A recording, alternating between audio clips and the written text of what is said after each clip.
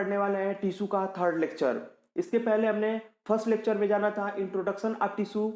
इसके अलावा इंट्रोडक्शन के अलावा हमने जाना था एपिथेलियल टिश्यूज के बारे में। इसके बाद हमारा सेकंड लेक्चर आता है जिसमें हमने जाना था कनेक्टिव टिश्यूज के बारे में। तो आइए आज हम थर्ड लेक्चर स्टार्ट करते हैं, nervous and muscular.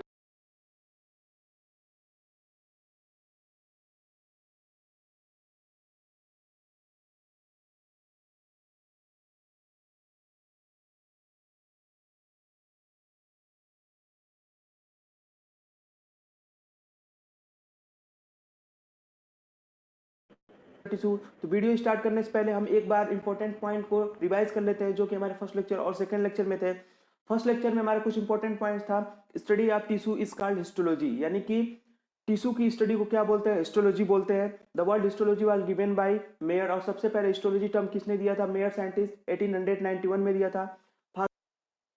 Father of histology किसे बोला जाता है, तो मार्सेलियो मालपीगी जी को बोला जाता है। The term tissue was coined by the Bichat. और इसके अलावा हमने पहले लेक्चर में एपिथेलियल टिश्यूज के बारे में बात किया था, और नेक्स्ट लेक्चर में हमने बात किया था कनेक्टिव टिश्यूज के बारे में। कनेक्टिव टिश्यूज बेसिकली क्या होता है, तो मोस्ट अबंडेंट और मोस्ट वाइडली टिश्यू कौन होता है, तो कनेक्टिव टिश्यू है, जिसका काम क्या होता है, एक दूसरे को कनेक्ट करने का काम होता है। इसके बाद इसको हमने फर्दर डिवाइड किया था, areolar tissue, adipose tissue, reticular tissue, blood, bone, cartilage, etc. इसमें हमने कई डिवीजन किए थे, इसके बाद हमने इसको पढ़ा था। तो फर्स्ट लेक्चर और सेकंड लेक्चर का जो लिंक है आपको डिस्क्रिप्शन में मिल जाएगा, आप वहां से डायरेक्ट जाके फर्स्ट लेक्चर और सेकंड लेक्चर को देख सकते हैं। तो आइए हम आज का थर्ड लेक्चर स्टार्ट करते हैं, nervous tissue and muscular tissues के बारे में। Guys, so this is the game everyone's been talking about, Avani, The King's Return. सबसे पहले हम बात करेंगे मसल टिश्यू क्या होती है। Each muscles is made of the many long cylindrical fibres arranged in parallel manner, यानी कि जो हमारा मसल्स होता है वो लॉन्ग सिलिंड्रिकल फाइबर को पैरेलली अरेंज होने से बनता है। The fibres are composed of the numerous fine fibrils called myofibrils, और जो हमारा वो फाइबर बनता है वो किससे बनता है, तो वो मायोफाइब्रिल से बनता है, जो कि क्या होती है, छोटी यूनिट होती है। सबसे छोटी यूनिट मायोफाइब्रिल होती है। मायोफाइब्रिल से मिलकर क्या बनता है, फाइबर्स बनते हैं, और फाइबर्स के अलावा फाइबर्स से मिलकर बहुत सारे फाइबर्स मिलकर क्या बनाते हैं, तो मसल बंडल बनता है। ठीक है, और हमारे मसल टिश्यूज का क्या होता है, निर्माण होता है। ठीक है, आप लोगों को समझ में आया होगा। नेक्स्ट अगर बात करें, muscle fibre contract shorten in the response to stimulation, then relax, lengthen and return to their uncontracted state in the coordination fashion, यानी कि जब मसल फाइबर कॉन्ट्रैक्ट होगा यानी कि शॉर्टन होगा, जब आपको रिस्पॉन्स मिलता है, यानी कि जब आपको स्टिमुलेशन मिलता है तो हमारा मसल फाइबर कॉन्ट्रैक्ट होता है यानी कि शॉर्ट होता है। इसके अलावा जब रिलैक्स होता है तो उसकी लेंथ में बढ़ोतरी होती है, यानी लेंथ क्या होता है, बड़ा होता है, और वो जो जिस स्टेट में था उस स्टेट में आ जाता है। ये चीजें बेसिकली होती है हमारे कॉन्ट्रैक्शन के दौरान। ठीक है, नेक्स्ट अगर बात करें, ये कोऑर्डिनेशन फैशन में होता है। कोऑर्डिनेशन फैशन माने कि एक उसका पर्टिकुलर टाइम होता है और एक उसका पर्टिकुलर मैनर होता है, उसी को क्या बोलते हैं, कोऑर्डिनेशन फैशन बोलते हैं। नेक्स्ट अगर बात करें, muscle tissue play an active role in the movement of the body, यानी कि मसल टिश्यू ही हमें एक्टिव रोल प्ले करता है, किसमें, मूवमेंट में। जब हमें कोई मूवमेंट कराना है, यानी मान लीजिए हाथों को मूवमेंट कराना है या पैर को मूवमेंट कराना है, अगर उसमें मसल टिश्यू ना हो, अगर उसमें मसल टिश्यू ना हो तो हमारे लिए क्या हो जाएगा, बहुत सारी मुश्किलें खड़ी हो जाएंगी। कॉन्ट्रेक्शन ही नहीं होगा, हमारी बॉडी में कॉन्ट्रेक्शन नहीं होगा, और कॉन्ट्रेक्शन होगा ही नहीं तो मूवमेंट होगा ही नहीं। इसलिए जो मसल टिश्यू होता है उसका बहुत ही ज्यादा इंपॉर्टेंट रोल है, किसमें, तो role in movement of the body. Movement यानी बॉडी के मूवमेंट कराने में वो किसका क्या है, बहुत ही अच्छा रोल होता है। Muscle tissue divided into the three types, यानी मसल टिश्यू को थ्री टाइप में डिवाइड किया गया है। पहला आता है स्केलेटल मसल, दूसरा आता है स्मूथ मसल, और थर्ड आता है कार्डियक मसल। यानी कि थ्री टिश्यूज में डिवाइड किया गया है मसल टिश्यू को। ध्यान रखिएगा, आपको skeletal muscle tissue, smooth muscle tissue और कार्डियक मसल टिश्यू। ठीक है, इसके लिए आप लोगों को मसल्स के बारे में समझ में आया होगा। तो इसी प्रकार हमने पहले लेक्चर में एपिथेलियल टिश्यू और दूसरे लेक्चर में कनेक्टिव टिश्यूज के बारे में बात किया था। आई होप आप सभी लोगों को समझ में आया होगा। और इसके जो भी नोट्स हैं आप लोगों को notescard.com साइट पे मिल जाएंगे, आपको कंप्लीट नोट्स पीडीएफ के फॉर्म में है, वहां से आप डायरेक्ट जाके नोट्स को कॉपी कर सकते हैं। और इस वीडियो में हम बात कर रहे हैं मसल टिश्यू के बारे में, तो आइए वीडियो को आगे स्टार्ट करते हैं। नेक्स्ट अगर बात करें, सबसे पहला डिवीजन था हमारा skeletal muscle tissue. Skeletal muscle tissue basically होता क्या है, this tissue is closely attached to the skeletal bones in a typical muscle such as the bicep striated skeletal muscle fiber are the bundled together in a parallel fashion। सबसे पहले बात करेंगे जो एक tissue होता है closely attach to the skeletal bone, जो कि हमारा स्केलेटल बोन है। सपोज थाई बोन जो है आपकी, जो थाई बोन है उस पर मस्कुलर स्ट्रक्चर पाया जाता है। वो मसल मेनली क्या होता है, वो मसल टिश्यू होता है। वो क्या होता है, मसल टिश्यू होता है। In typical muscle such as the bicep, और जो आपका बाइसेप बनाते हैं जिम के द्वारा, करते हैं जिम, हाँ कोई बात नहीं। तो जो आपका बाइसेप ट्राइसेप बनता है वो बेसिकली क्या होता है, इसमें मसल्स होते हैं। मसल्स का अरेंजमेंट क्या होता है, बहुत ज्यादा ये ज्यादा एग्रीगेशन, मसल का एग्रीगेशन बहुत ज्यादा होता है, जिससे बाइसेप ट्राइसेप आपके दिखते हैं। तो जिम जाना अच्छी बात है, बाइसेप ट्राइसेप बनाइए। तो ये चीजें होती है टाइप मसल, यानी कि मसल जो बाइसेप ट्राइसेप होती है वो आप किस में होता है, मसल्स। बेसिकली क्या होता है, मसल्स होता है। Striated striped skeletal muscle fibre are the bundle together in the parallel fashion. और इसमें क्या होता है, स्केलेटल मसल होता है जो हमारी स्केलेटल बोन से क्या होता है, अटैच्ड होता है। ठीक है, अब ये हमारा स्केलेटल मसल से अटैच है, तो हम जिस जिस जिस एरिया में चाहे उधर हम उसको क्या करा सकते हैं, मूवमेंट करा सकते हैं। तो ये क्या होता है, हमारा वॉलंटरी कंट्रोल होता है। इस पे क्या होता है, वॉलंटरी कंट्रोल होता है। क्योंकि अगर मान लीजिए सपोज दैट हमें बाइसेप बनाना है, तो अगर हमारी इच्छा होगी तभी तो बाइसेप बनेगा। अगर हमारी इच्छा ही नहीं है बाइसेप बनाने की, तो अपने आप थोड़ी ना बन जाएगा बाइसेप हमारा। तो ये चीजें ध्यान रखिए, अगर आपको बाइसेप बनाना है तो आपको उसके लिए एक्सरसाइज करनी पड़ेगी। अगर आपको एक्सरसाइज करनी पड़ेगी तो आपके हाथों को मूवमेंट कराना पड़ेगा। अगर आपके हाथ मूवमेंट करेंगे तब जाके आपका बाइसेप ट्राइसेप बनेगा। तो ये क्या हुआ, वॉलेंट्री हुआ। यानी कि जो आपके कंट्रोल, आपके अपने कंट्रोल में काम होता हो उसे क्या बोलते हैं, वॉलेंट्री बोलते हैं। और जो इसमें मसल्स फाइबर्स पाए जाते हैं या मसल्स होती है, उसमें क्या होता है, स्ट्रिएशन पाया जाता है। यानी कि स्ट्रिप्ड मसल होती है। स्ट्रिप्ड मसल होती है मतलब कि खांचे खांचे, मतलब कि अलग अलग टाइप की होती है। स्ट्रिप्ड मतलब होता है कि एक दूसरे के साथ ज्वाइंट होती है, और जो स्ट्रिप्ड होता है वो जंक्शन के कारण बनता है। जो स्ट्रिप्ड होता है वो क्या होता है, जंक्शन के कारण होता है। तो इसका मेन कैरेक्टर क्या है, तो इस स्केलेटल मसल का टिश्यू का जो मेन कैरेक्टर होता है क्या, वॉलंटरी कंट्रोल होता है। और ये स्ट्रिप्ड मसल होती है, ये स्ट्रिएटेड मसल होती है। ये इंपॉर्टेंट पॉइंट है, आप इसको याद रखिएगा, क्योंकि एग्जाम में डायरेक्टली यही पूछा जाता है कि स्केलेटल मसल का कैरेक्टरिस्टिक फीचर क्या होता है। तो स्केलेटल मसल का कैरेक्टरिस्टिक फीचर ये होता है कि वो स्ट्रिप्ड होती है, और उसके साथ साथ उन पे हमारा वॉलंटरी कंट्रोल होता है। ये होता है स्केलेटल मसल। आइए एक बार समझते हैं स्ट्रक्चर ऑफ स्केलेटल मसल। तो ये देखिए पूरा मसल फाइबर हमारा क्या है, ये मसल, सॉरी ये मसल बंडल है, ये मसल बंडल है। इसके अंदर ये हमारा क्या है, ये मसल फाइबर निकला हुआ है। देखिए यहाँ पे ये मसल फाइबर निकला हुआ है, और ये इसके अंदर क्या है, मेनी फेसिकल्स। ये एक फेसिकल नहीं होती, इसमें बहुत सारी फेसिकल्स मिल्स के हमारा क्या बनते हैं, मसल बंडल बनता है। और मसल बंडल के जो ऊपर ये लेयर है उसे क्या बोलते हैं, पेरीमाइशियम बोलते हैं। इसे क्या बोलते हैं, पेरीमाइशियम बोलते हैं। सॉरी, पेरीमाइशियम इसको नहीं, फेसिया के ऊपर की बोलते हैं। यानी इसको बोलते हैं सबसे पहले जो मसल बंडल का ऊपर का लेयर उसे क्या बोलते हैं, एपीमाइशियम बोलते हैं। ध्यान से सुनिएगा आप लोग, नहीं तो गड़बड़ हो जाएगा। यानी कि ये पूरा हमारा कंप्लीट मसल बंडल है। मसल बंडल के ऊपर का जो कवरिंग होता है उसे क्या बोलते हैं, एपीमाइशियम बोलते हैं।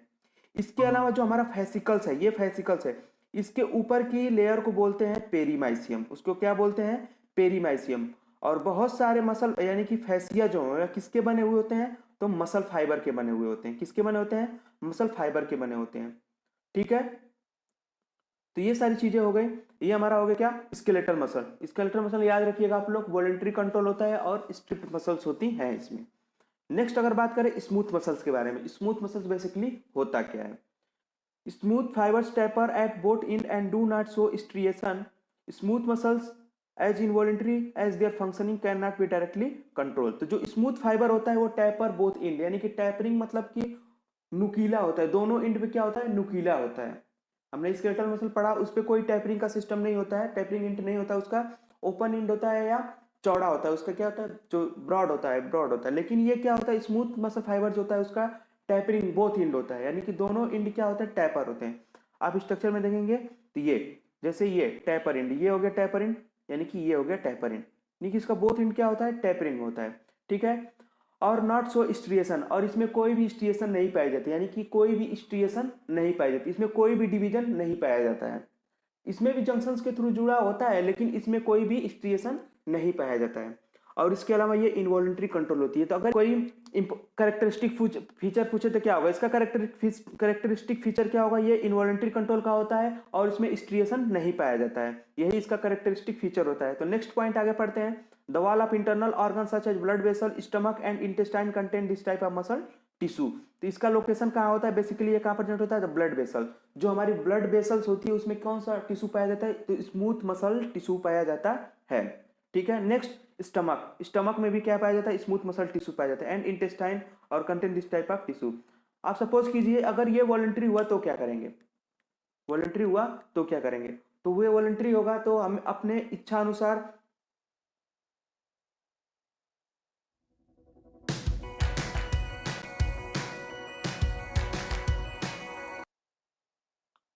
ब्लड वेसल को चौड़ा या पतला कर सकते हैं, यही हो सकता है। लेकिन ऐसा कुछ नहीं होता है, इस पे क्या होता है, इनवॉलेंट्री कंट्रोल होता है।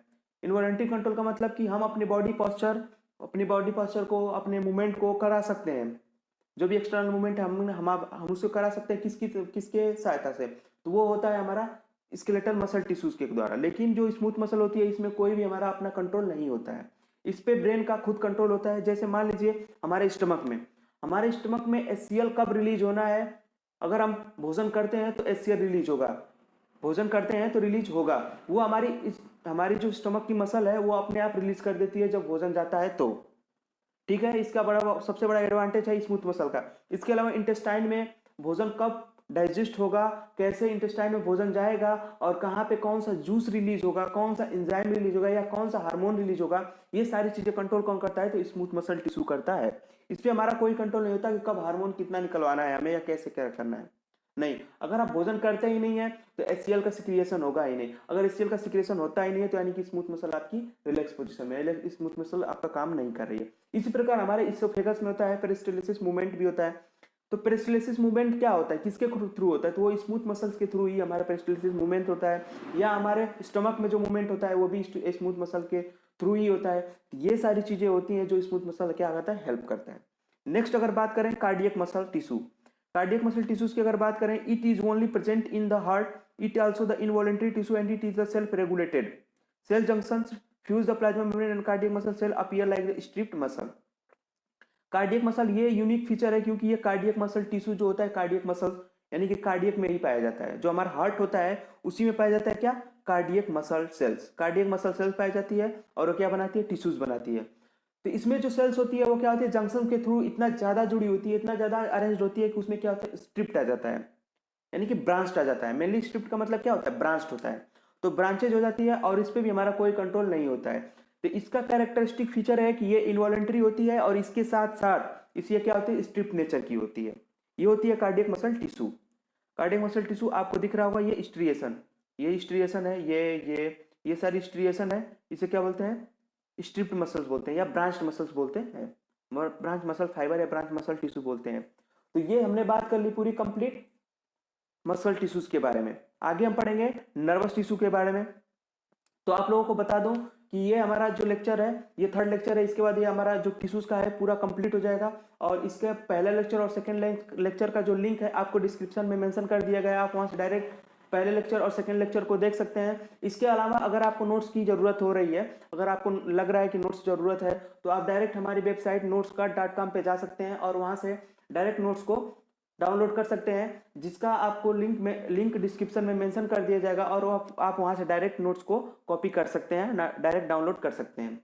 क्योंकि देखिए नोट्स बेसिकली क्या है, नोट्स हमने जितना प्रोवाइड किया है हमने डिफार्मा के अकॉर्डिंग सफिशिएंट नोट्स बना के उसमें प्रोवाइड कराया है। इसके अलावा आप और ज़्यादा भी स्टडी कर सकते हैं, अगर आपके पास फ्री टाइम है, अगर आप टाइम और बचा पा रहे हैं तो बहुत अच्छी बात है, आप उसमें एक्स्ट्रा पॉइंट भी ऐड कर सकते हैं। और उसमें अगर आपको कोई चीज़ समझ में नहीं आ पा रही है, कोई चीज़ आप समझ नहीं पा रहे तो आप कमेंट बॉक्स में कमेंट कर दीजिए, या टेलीग्राम या व्हाट्सएप पे डायरेक्ट मैसेज कर दीजिए कि हाँ सर ये चीज़ें समझ नहीं आ रही, तो आपको जरूर आपका हेल्प किया जाएगा। तो जो चीज़ की ज़रूरत हो, अगर आपको फार्मेसी से रिलेटेड जो आप समझ नहीं पा रहे हैं, कोई चैप्टर समझ में नहीं आ रहा है, क्या कोई पॉइंट नहीं समझ में आ रहा है, जैसे मान लीजिए पीपीटी में हमने कुछ पॉइंट को कवर किए जो बहुत ज़्यादा ही इंपॉर्टेंट है और जो आपको समझ में नहीं आ सके, उसी चीज़ को हमने कवर किया है। अगर इसके अलावा नोट्स में कुछ ज़्यादा ही एक्स्ट्रा पॉइंट है, अगर आपको वो चीज़ समझ नहीं आ रही है तो आप हमें डायरेक्ट संपर्क कर सकते हैं, आपको डायरेक्ट इसका सोल्यूशन दिया जा सकता है। इसलिए आपको कोई दिक्कत आ रही है तो आप कमेंट बॉक्स में कमेंट कीजिए या हमारे टेलीग्राम या व्हाट्सएप चैनल पे डायरेक्ट मैसेज कीजिए, आपको उसके लिए हेल्प मिल जाएगी। ठीक है, तो आगे हम बढ़ते हैं अपने टिश्यूज के साथ। तो अपना होता है नर्वस टिश्यू। तो आइए हम नर्वस टिश्यूज के बारे में बात करते हैं। नर्वस टिश्यू बेसिकली होता क्या है और कैसे वर्क करता है, ये चीजें पढ़ते हैं। Neurons the unit of the neural system and the excitable cells the neuroglial cell which constitute the rest of the neural system protect and the support neurons. तो सबसे पहले हम बात करेंगे नर्वस टिश्यू में न्यूरॉन्स क्या होता है। न्यूरॉन्स हमारा स्ट्रक्चरल एंड फंक्शनल यूनिट होता है नर्वस टिश्यू का। नर्वस टिश्यू का जो हमारा स्ट्रक्चर एंड फंक्शन यूनिट है वो क्या होता है, न्यूरॉन्स होता है। और जो यूनिट सिस्टम एक्साइटेबल, और ये क्या होती है, एक्साइटेबल सेल होती है, यानी कि एक्साइटेड सेल होती है, ठीक है। The neuroglial cell which constitute the rest of the neural system protect the support, यानी कि न्यूरॉन्स के अलावा क्या होता है, न्यूरोग्लियल सेल्स होती है। न्यूरोग्लियल सेल्स होती है जो कि सपोर्ट प्रोवाइड कराती है किसको, न्यूरॉन्स को, और हमारा वो कंप्लीट क्या बना लेती है, न्यूरल सिस्टम। यानी कि neural system is equal to neurons plus neuroglial cell. आप समझ पा रहे हैं इस चीज को, समझिएगा ध्यान से। Neural system is equal to neurons plus neuroglial cell, यानी कि न्यूरोग्लियल सेल और न्यूरॉन्स को अगर एक साथ मिला दिया जाए तो जाके हमारा न्यूरल सिस्टम कंप्लीट हो जाएगा। ये चीजें आप समझ लीजिएगा। नेक्स्ट अगर बात करते हैं इसमें पार्ट होते हैं, तो सबसे पहला पार्ट आता है इसमें सेल बॉडी। इसमें क्या होता है, सेल बॉडी। अभी हम डायग्राम्स की मदद से इसको समझेंगे कि सेल बॉडी क्या होता है। Cell body, the cell body contain the cytoplasm with typical cell organelles and nucleus and also certain granular body is called Nissl's granule which are help in the stimulation conduction.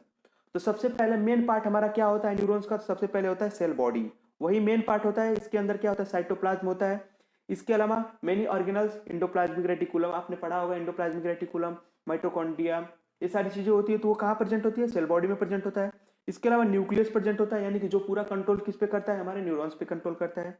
इसके अलावा कुछ granular bodies होती हैं, जैसे Nissl's granule पाया जाता है, जो कि हमारे स्टिमुलस की तरह काम करता है, यानी कि स्टिमुलस की तरह काम करता है। नेक्स्ट अगर बात करें, they are specialised tissue for reception discharge of the stimuli and transmission. Nerve tissue consist the nerve cells and nerve fibres, ठीक है। तो ये नर्व सेल्स यानी कि सेल बॉडी हो गया।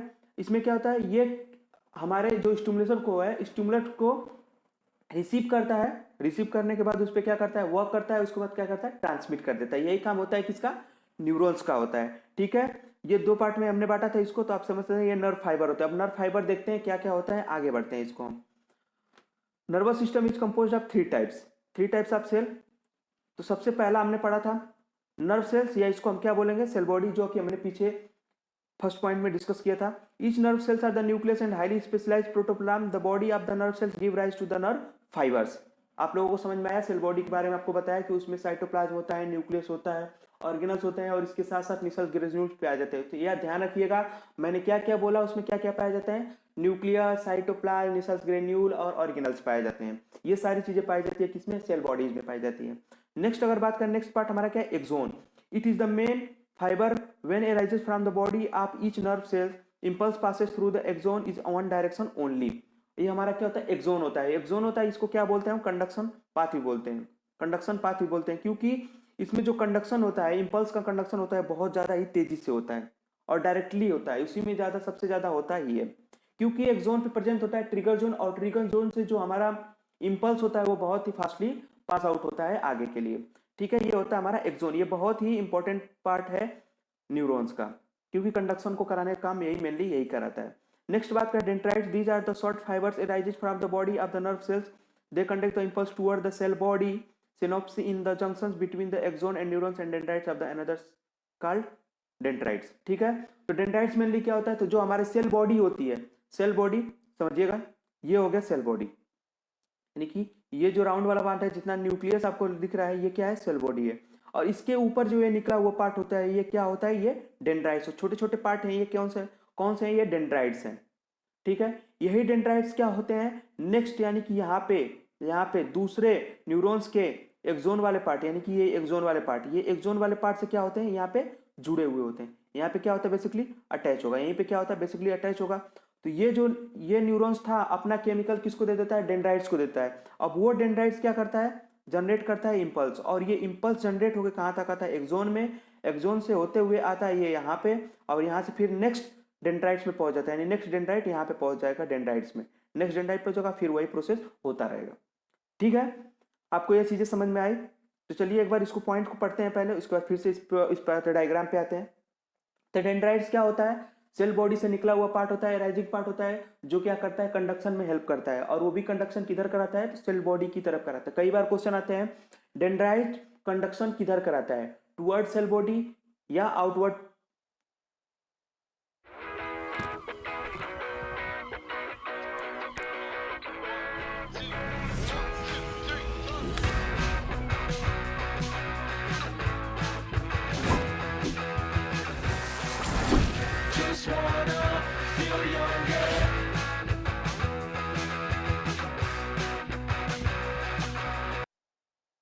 सॉरी टुवर्ड्स सेल बॉडी या आउटसाइड, तो टुवर्ड्स यानी कि टुवर्ड्स सेल बॉडी की तरफ ही जाता है, हमेशा इसका जो होता है टुवर्ड्स सेल बॉडी ही जाता है। इसके बाद क्या होता है, तो समझिए हम बताते हैं, neural tissue exert the greatest control over the body responsive of the changing condition, यानी कि न्यूरल टिश्यू का ही हमारा क्या है, तो हमारे बॉडी पे पूरा कंट्रोल किसका है, न्यूरल टिश्यूज का होता है, जो हमारी बॉडी को क्या करता है, कंट्रोल करता है, ठीक है। और पोस्चर चेंजिंग वगैरह के लिए भी हेल्प कौन करता है, तो नर्वस टिश्यू का ही सपोर्ट होता है।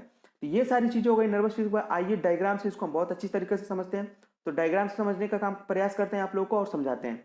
तो सबसे पहले पार्ट क्या हुआ, ये समझिए कैसे हमारा कंडक्शन होगा। यहाँ पे आ गया दूसरे न्यूरॉन्स का एक्सोन वाला पार्ट, एक्सोन वाला लास्ट पार्ट टर्मिनल पार्ट आया और इसने केमिकल रिलीज किया, तो ये केमिकल रिलीज होगा और यहाँ पे आ गया डेंड्राइट्स पे। सपोज कीजिएगा डेंड्राइट्स पे आया, यहाँ पे जब केमिकल आएगा डेंड्राइट्स पे तो वो पहुंचेगा सेल के अंदर, सेल में जाएगा न्यूक्लियस के पास, न्यूक्लियस से प्रोसेसिंग होगी और उसके बाद से कहाँ पे जाएगा, एक्सोन लेयर में, ठीक है। तो ये हो गया हमारा डेंड्राइट्स, ये हो गया पूरा complete nerve cells, nucleus of the nerve cell हो गया यहाँ पे। उसके बाद आएगा एक्सोन में, अब एक्सोन में कभी कहीं, अब एक्सोन में हो गया, एक्सोन के ऊपर जो कवरिंग होती है उसे क्या बोलते हैं हम, न्यूरोलेमा बोलते हैं, न्यूरोलेमा बोलते हैं। और इसके क्या बोलते हैं, माइलिन शीथ बना हुआ है, इस पे क्या होता है, माइलिन शीथ होता है। और किसी किसी पे माइलिन शीथ नहीं पाया जाता है, ये चीज होता है। यानी कि दो टाइप के न्यूरॉन होते हैं, माइलिनेटेड न्यूरॉन्स होते हैं और नॉन माइलिनेटेड न्यूरॉन्स होते हैं। दोनों की फंक्शनिंग अलग अलग होती है, क्योंकि माइलिन होने का न्यूरॉन्स जो होता है उसका कुछ इंपॉर्टेंट फंक्शन स्टोरेज का काम होता है और मेन कंडक्शन काम होता है, नॉन माइलिन का बहुत ज्यादा ही होता है। तो ये सारी चीजें हैं, ये आपको नर्वस सिस्टम में बहुत ज्यादा ही डिटेल पढ़ाई जाएगी कि उसका कंडक्शन कैसे होता है। अभी तक के लिए ओवरव्यू है, आप इसको समझ लीजिए। नेक्स्ट अगर बात, ये माइलिन शीथ हो गई और दो माइलिन शीथ, यानी कि देखिए ये माइलिन शीथ और यहाँ पे जाकर क्या होगा, डीप हो गई है, फिर यहाँ पे, तो इस जो पोर्शन है इसको क्या बोलेंगे हम, नोड ऑफ रेनबियर बोलेंगे, उसे क्या बोलेंगे, नोड ऑफ रेनबियर बोलेंगे। और ये हमारा एक्सोन वाला पार्ट है और ये एक्सोन का टर्मिनल पार्ट है, इसे क्या बोलते हैं, टीलोडेंड्रिया बोलते हैं। यहाँ पे क्या होता है, सिनेप्टिक नोब होता है और वो क्या होता है, जब कैल्शियम आयन सिनेप्टिक नोब में आता है तो वहाँ पे क्या होता है, डिस्टर्बेंस होता है सिनेप्टिक नोब में, और वहाँ पे जब चेंजेस होता है तो न्यूरोट्रांसमीटर यानी कि कंडक्शन रिलीज होता है, यानी कि स्टिमुलेशन रिलीज होता है और वो नेक्स्ट न्यूरॉन्स पे अटैच हो जाता है। तो ये सारी चीजें आपको पढ़ाया जाएगा नर्वस सिस्टम में, नर्वस टिश्यू में आपको ये डिटेल दिया जाएगा। अभी तक के लिए ओवरव्यू था। आप लोग, आई होप आप सभी लोगों को ये चीजें समझ में आई होगी नर्वस टिश्यूज के बारे में और मस्कुलर टिश्यूज के बारे में। तो आज हमने क्या पढ़ा, आज हमने बेसिकली पढ़ा मस्कुलर टिश्यूज के बारे में। मस्कुलर टिश्यूज थ्री टाइप्स की होती है। स्केलेटल मसल, इसका कैरेक्टरिस्टिक फीचर ये होता है कि ये वॉलेंट्री होती है और इसके साथ यह स्ट्रिप्ड मसल होती है, यानी स्ट्रिएटेड मसल होती है। फिर आता है स्मूथ मसल। स्मूथ मसल क्या होता है, इनवॉलेंट्री मसल होती है और ये भी क्या होती है, ये स्मूथ होती है, स्ट्रिएट नहीं होती है, स्ट्रिएटेड मसल नहीं होती है। इसके अलावा हमने पढ़ा cardiac muscle. Cardiac muscle non involuntary होती है और इसके साथ साथ क्या होती है, स्ट्रिप्ड मसल होती है।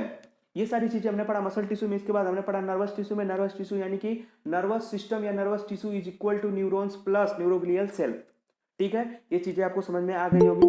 तो ये हमारा आज कंप्लीट होता हुआ टिश्यू का हमारा ये कंप्लीट लेक्चर खत्म हो गया।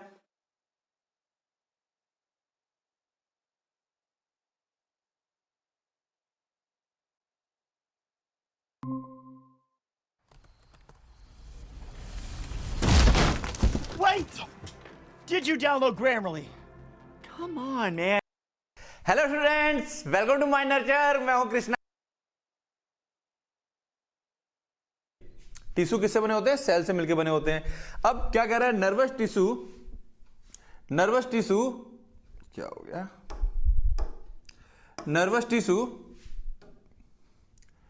कंसिस्ट ऑफ फर्स्ट न्यूरॉन, किससे बना होता है ये, न्यूरॉन से, जिनको हम नर्व सेल भी कहते हैं, which consist of cell body, जिसके पास सेल बॉडी होती है, एंड प्रोसेसेस। यहां पे जो प्रोसेसेस है, इस प्रोसेसेस का मतलब है ना, कोई चीज होती है, उस चीज से कोई चीज निकल रही होती है, तो इस निकलती हुई चीज को हम लोग इंग्लिश में क्या बोलते हैं, प्रोसेसेस। यानी कि हम कह सकते हैं उससे कोई चीज निकल रही है, उसके उभार, ठीक है ना। तो ये प्रोसेसेस, ठीक है ना। ये जब बोन वाला चैप्टर पढ़ेंगे तो वहां पे काफी सारे वर्ड आएंगे प्रोसेसेस करके। तो क्या कह रहा है, नर्वस टिश्यू कंसिस्ट होता है, उसका न्यूरॉन होता है, नर्व सेल्स होता है, जिसके और साथ में क्या पाई जाती है, जो न्यूरॉन्स होते हैं उनके अंदर सेल बॉडी होती है, and processes extending from cell body one to multiple dendrites and a single axon, ठीक है ना। अब इसके बारे में डिटेल समझेंगे हम लोग क्या कहना चाहता है, और उससे कुछ प्रोसेस निकली होती है। यानी कि अभी यहां पर क्या, हमको छोटा सा स्ट्रक्चर अगर बना लें हम लोग न्यूरॉन का, तो देखो क्या होता है, हम सबको पता है न्यूरॉन को इस टाइप से होते हैं, है ना। तो क्या रहता है, एक तो सेल बॉडी, या मेन क्या हो गया, सेल बॉडी हो गई, इससे निकलती हुई कुछ चीजें होती हैं, एक्सोन और डेंड्राइट्स वगैरह रहती हैं, तो उसी के बारे में बात कर रहा है। नर्वस टिश्यू, इसके अंदर न्यूरॉन्स होते हैं, न्यूरॉन्स के अंदर सेल बॉडी होती है और उसके साथ कुछ प्रोसेस क्या करती हैं, एक्सटेंड करती हैं फ्रॉम सेल बॉडी से, सेल बॉडी से कुछ चीजें निकलती हुई होती हैं। एंड दूसरी चीज क्या पाई जाती है, नर्वस टिश्यू, दो सेल्स पाए जाते हैं नर्वस टिश्यू के अंदर, एक न्यूरॉन जिसके बारे में बचपन से पढ़ते आ रहे हैं, ठीक है ना। दूसरी चीज है न्यूरोग्लिया, इसके बारे में क्लास 11 में पढ़ा होगा लेकिन याद नहीं होगा, ठीक है। फिर बता रहा हूं मैं, न्यूरॉन के अलावा एक सेल और पाया जाता है नर्वस टिश्यू के अंदर, वो कौन सा होता है, न्यूरोग्लिया सेल्स होते हैं। ये क्या काम करते हैं, इनका मेन काम होता है इन न्यूरॉन्स को प्रोटेक्ट करना और नरिश करना, यानी कि न्यूरॉन को खिलाते पिलाते रहना, ठीक है, और इनको प्रोटेक्शन देना। तो न्यूरोग्लिया सेल्स होते हैं। अब विच डू नॉट जनरेट और कंडक्ट नर्व इंपल्स, ये नर्व इंपल्स तो जनरेट नहीं करती हैं but have other important supporting function, but इसके दूसरे सपोर्टिंग फंक्शन होते हैं, ये सपोर्ट करता हर तरीके से किसको, न्यूरॉन को। अब क्या कह रहा है, ठीक है, कह रहा है इवन दो न्यूरोग्लिया, ग्लिया मतलब होता है ग्लू, ठीक है, डू नॉट जनरेट और conduct nerve impulses, these cells do have many important supporting functions, ठीक है।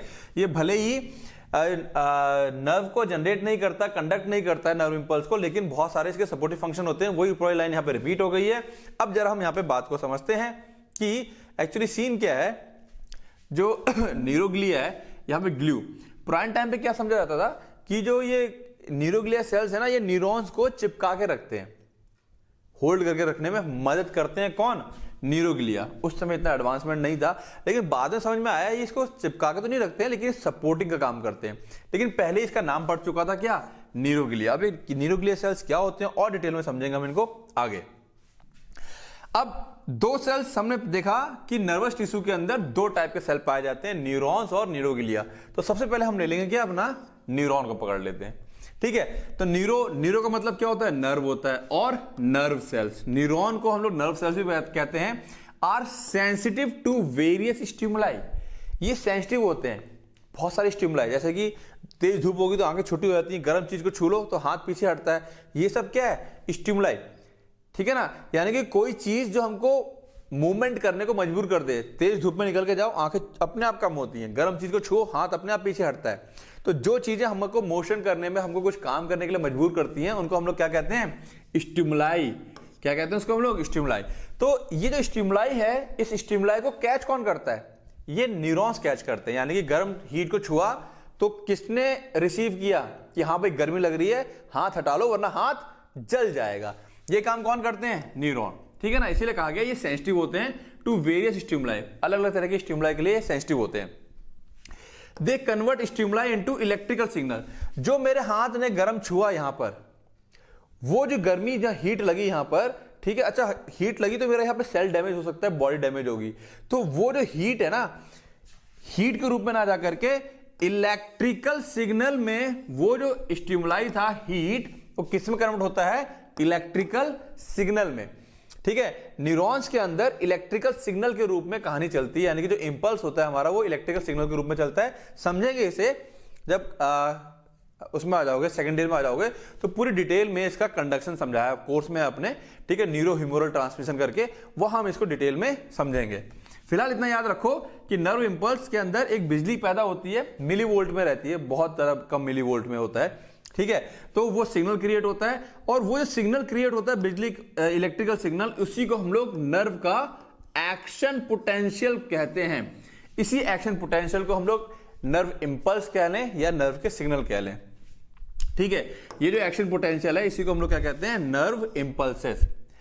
And conduct this action potential, और इस इंपल्स को, इस सिग्नल को कंडक्ट करते हैं आगे ले जाकर to other neurons, to muscles, tissue और टू ग्लैंड। अब यही जो सिग्नल है जो यहाँ क्रिएट हो गया है, ये सिग्नल कहाँ जाएगा, किसी दूसरे न्यूरॉन के पास, न्यूरॉन से न्यूरॉन के पास जा सकता है, न्यूरॉन से किसी दूसरे मसल के पास जा सकता है, या किसी ग्लैंड के पास जा सकता है। डिपेंड करेगा कि वो सिग्नल कहाँ के लिए बना है या कहाँ जाने के लिए वो क्रिएट हुआ है। बात समझ में आ रही है, क्लियर है। जैसे कि मान लो क्या है, अगर भूख लगती है तो यहाँ से सिग्नल क्रिएट होता है, कहाँ जाता है, पेट में जाता है, जलन मचती है पेट में, तो ये कहाँ का सिग्नल कहाँ जा रहा है वो डिपेंड करेगा।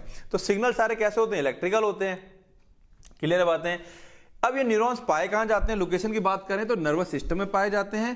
फंक्शन की बात करें इसकी तो exhibit sensitivity to various types of stimuli, इनके पास सेंसिटिविटी होती है, सेंस करने की क्षमता होती है अलग अलग तरह के स्टिमुलाई को, है ना। सॉफ्ट चीज को छुओ तो बड़ा मजा आता है, गर्म चीज को छू लो तो हाथ पीछे खींचते हैं हम लोग, तो अलग अलग तरह की सेंसिटिविटी को सेंस कर सकता है ये, ठीक है।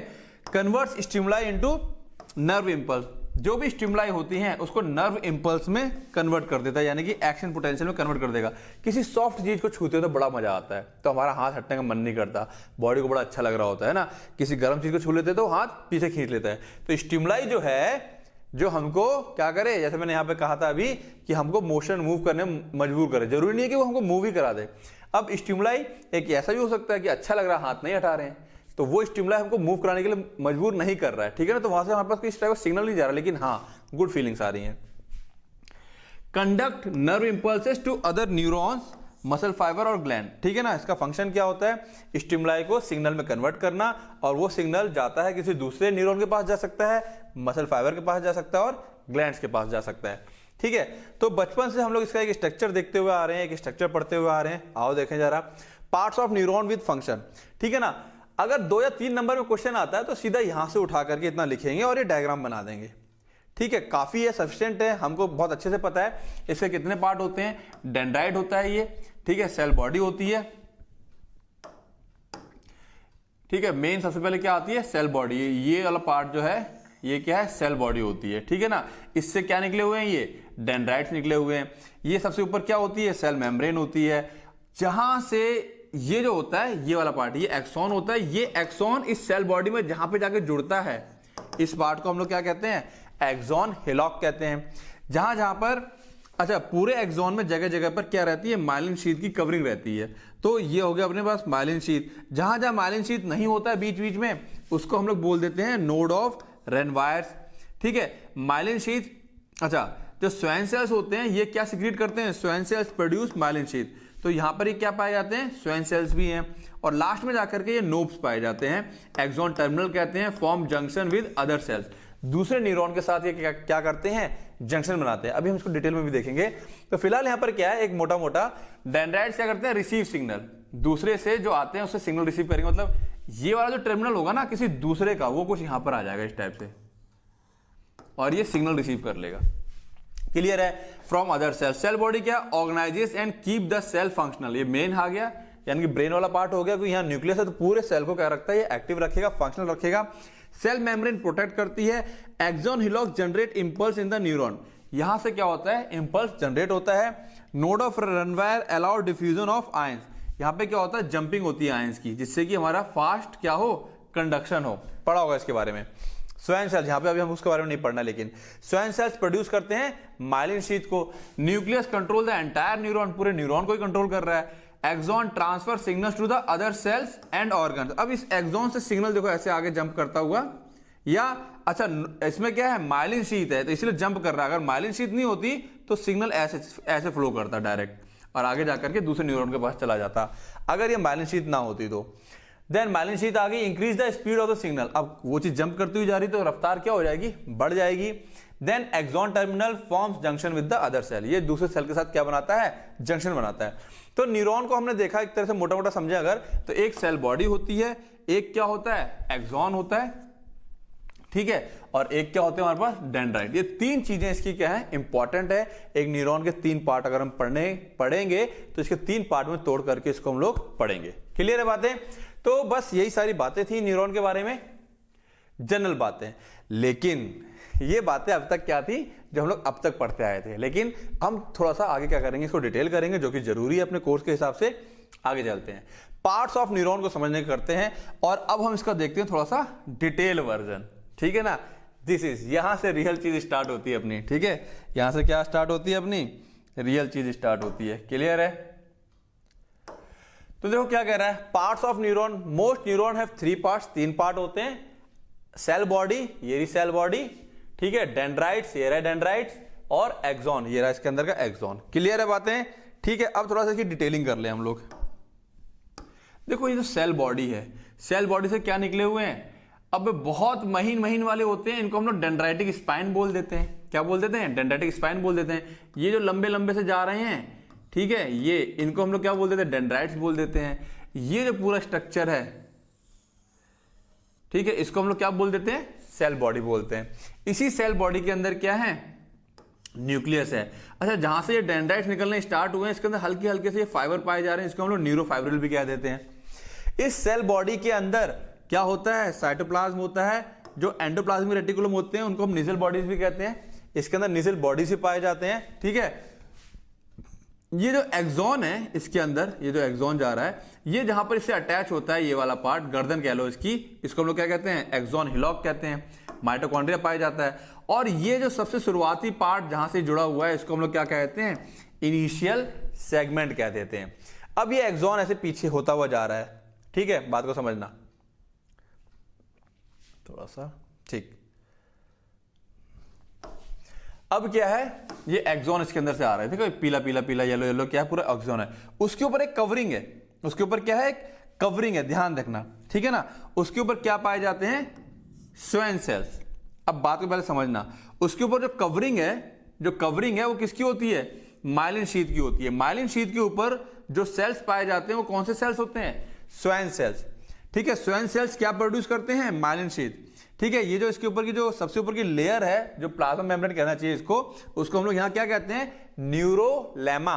क्या कहते हैं, न्यूरोलेमा। जैसे प्लाज्मा मेम्ब्रेन होती है तो प्लाज्मा लेमा, तो ये न्यूरोलेमा हो गया। जहां पर ये माइलिन शीथ नहीं है वहां पे इसको क्या कहते हैं, नोड ऑफ रेनवायर कहते हैं। क्लियर है। न्यूक्लियस, ये जो न्यूक्लियस पाया जा रहा है, ये न्यूक्लियस किसका है, स्वेन सेल्स का है, ठीक है, बात समझ में आ रही है। नर्व इंपल्स न्यूक्लियस से होता हुआ नर्व इंपल्स ऐसे किसकी तरफ आता है, ये जो इसके एंड होते हैं, ठीक है ना। ये जो नर्व की एंडिंग है, ठीक है, जो नर्व की एंडिंग है, इसको हम लोग क्या कहते हैं, साइनेप्टिक एंड बल्ब, या इसे हम साइनेप्टिक नोब भी कह देते हैं कई बार। क्या कह देते हैं, साइनेप्टिक नोब। वो जो इंपल्स, वो जो सिग्नल ऐसे करके आता है, फाइनली यहां पर आ जाता है, फिर यहां से दूसरे न्यूरॉन में जाता है। कैसे जाता है उसका भी मैं थोड़ा सा हल्का सा डिस्क्रिप्शन दूंगा यहां पर। अब देखो, एक्सॉन की बात करें तो एक्सॉन के अंदर जो साइटोप्लाज्म होगा उसको हम एक्सोप्लाज्म कहते हैं। एक्सॉन की जो सबसे ऊपर की परत होती है उसको हम लोग क्या कहते हैं, एक्सोलेमा। यहां पे हमने क्या कहा, न्यूरोलेमा कहा, इस स्वेन सेल की परत को। इसके अंदर फाइबर्स होते तो न्यूरोफाइब्रिल बोल दिया, ये उसके एंड आ गया। एक्सॉन का ये टर्मिनल आ गया, इस तरह ब्रांच टाइप का, ठीक है ना। ब्रांचिंग क्यों होती है, ताकि बहुत सारे सिग्नल एक साथ आगे पास हो सके और काम बहुत फास्ट हो सके। तो ये एक डायग्राम है, कोशिश करोगे कि इसी टाइप का डायग्राम, चाहो तो ये घुमा के बना हुआ है, इसको तुम स्ट्रेट कर लेना। इसी ये पूरा कंप्लीट स्ट्रक्चर इस बार ऐसा होना चाहिए, ठीक है ना। हाँ, 2 नंबर में अगर आता है तो उसको तुम ये बना सकते हो, पूरा इसके अंदर न्यूरॉन के पार्ट्स और फंक्शन दे रखे हैं, ठीक है। और केवल अगर कह रहे हैं नहीं, केवल डायग्राम बनाइए आप, ओनली डायग्राम, तो डायग्राम में कोशिश करना ये वाला डायग्राम बनाना, ठीक है ना। इसमें काफी डिटेलिंग है। क्लियर है बातें। छोटा छोटा एक अलग से बना करके मार्क कर करके लिख लेना कि हाँ ये नेसल बॉडी से, हल्का हल्का मार्क कर देना, बताते जाना कि इसके अंदर नेसल बॉडी भी है, माइटोकॉन्ड्रिया भी है, ठीक है। इंपॉर्टेंट है ये, ठीक है। ये डायग्राम क्या है हमारे पास, इंपॉर्टेंट है। क्लियर है बातें। चले आगे, आओ आगे चलते हैं। अब देखो सेल बॉडी, तो यानी कि सेल बॉडी समझ में आ गई ना। सेल बॉडी फिर से बता दूं, ये वाला पार्ट क्या है, सेल बॉडी, अंदर पीला पीला एक्सॉन, और ये जो सेल बॉडी से लगे हुए हैं लंबे लंबे, इनको हम लोग क्या कहते हैं, डेंड्राइट्स कहते हैं। क्लियर। आओ देखें सेल बॉडी, सेल बॉडी की बातें कर लें। तो क्या कह रहा है, the cell body also known as perikaryon. Cell body का दूसरा नाम क्या है, पेरिकार्योन और सोमा, इसको हम सोमा भी कह देते हैं, नाम याद रखिएगा।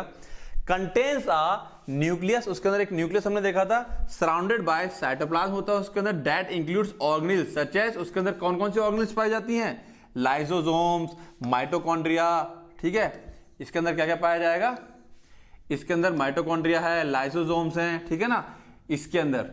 क्लियर है बातें। सेल ऑर्गेनेल्स पता है अच्छे से, सेल ऑर्गेनेल किसे कहते हैं हम लोग, है ना। तो क्या क्या मिलेगा, लाइसोसोम मिल जाएगा, माइटोकॉन्ड्रिया मिल जाएगा, गोल्जी कॉम्प्लेक्स मिल जाएगा, राइबोसोम्स होंगे, रफ एंडोप्लाज्मिक रेटिकुलम्स होंगे, टर्म्ड एज निसिल्स बॉडी। ध्यान रखना, ये जो रफ एंडोप्लाज्मिक रेटिकुलम होते हैं यही क्या होते हैं, निसिल बॉडी, या कई बार हम लोग इसको क्या बोल देते हैं, निसिल ग्रैन्यूल्स, ठीक है ना। टर्म आएगा कभी तो निसल ग्रेनुल ध्यान रखना। The ribosomes are the sites of protein synthesis. हम सबको पता है जो राइबोसोम यहां पर है वो किसका काम करेंगे, प्रोटीन के सिंथेसिस का काम करेंगे। न्यूली सिंथेसाइज्ड प्रोटीन, जो नई नई प्रोटीन बनती है प्रोड्यूस बाय निसल्स बॉडी। अब रफ एंडोप्लाज्मिक रेटिकुलम में हम सबको पता है एंडोप्लाज्मिक रेटिकुलम के ऊपर क्या लगे होते हैं, राइबोसोम्स होते हैं जो उसको रफ अपीयरेंस देते हैं, ठीक है। तो Nissl bodies are used to replace, जो नई प्रोटीन बनती है, कौन निसल बॉडी बना रहे हैं, वो प्रोटीन रिप्लेस करती है सेलुलर कंपोनेंट्स को as material for growth of neurons, ठीक है ना, and to generate damage axon in the peripheral nervous system. तो जो सेलुलर कंपोनेंट्स हैं जो पुराने हो गए उनको हटा के नए आ जाते हैं component. Material for growth of neuron, neuron जब ग्रोथ करता है उसमें ये प्रोटीन हेल्प करती है। और regenerate damage axons in the PNS. अगर कोई एक्सॉन डैमेज हो गया है तो ये जो प्रोटीन सिंथेसाइज हो रही है ये उसको क्या करती है, रिपेयर करती है। क्लियर है, रीजनरेट करेगी। The cytoskeleton include both neurofibrils. Cytoskeleton पता है ना, जो ढांचा प्रोवाइड करता है, जैसे सेल में क्या थे, माइक्रोफिलामेंट्स, है ना, वैसे ही यहां पे कौन है, neurofibrils that provide the cell shape. ये न्यूरोफाइब्रिल क्या है, उस सेल को शेप दिए हुए। And support and microtubules which assist in moving material between the cell body and axon. Neurofibrils क्या कर रहे हैं, सेल शेप प्रोवाइड करवा रहे हैं। माइक्रोट्यूब्यूल्स क्या कर रहे हैं, मूव करवा रहे हैं मटेरियल्स को between the cell body and axon. Cell body और एक्सॉन के बीच में, ये सेल बॉडी और ये एक्सॉन, इसके बीच में जो मटेरियल का मूवमेंट है वो कौन करवा रहा है, माइक्रोट्यूब्यूल्स करा रहे हैं। बात समझ में आई, क्लियर है, आगे आए, ठीक है। तो आगे देखते हैं हम लोग।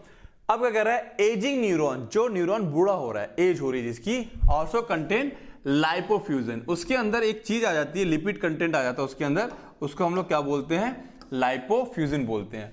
अब pigment that occurs as a clumps, एक गांठों क्लम्प्स बन जाते हैं, जैसे कि हम लोग क्या कह सकते हैं, गुंठरियां सी बन जाती हैं कोई चीज ना, जैसे कि हम मक्खन निकालते हैं उसके क्लम्प्स से बन जाते हैं। तो ये क्लम्प्स के रूप में पाया जाता है, ऑफ येलोइश ब्राउन होता है, ठीक है, in the cytoplasm. Lipofuscin is a product of neural lysosomes. ये लाइसोसोम्स की वजह से बनते हैं।